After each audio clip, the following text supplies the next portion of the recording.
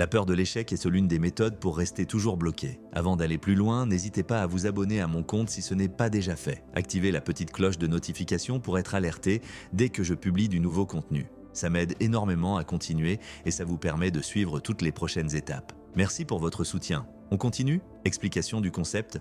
1. La peur de l'échec paralyse parce qu'elle crée une paralysie par l'analyse. On passe tellement de temps à tout planifier pour éviter tout risque d'erreur que l'on n'agit jamais. 2. Transforme un événement en identité.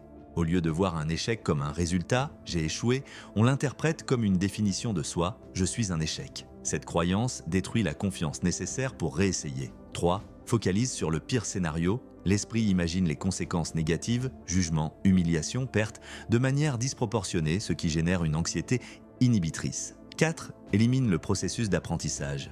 L'échec n'est plus vu comme une étape nécessaire et instructive, mais comme une fin en soi à éviter à tout prix. On se prive ainsi de la rétroaction essentielle pour s'améliorer. 5.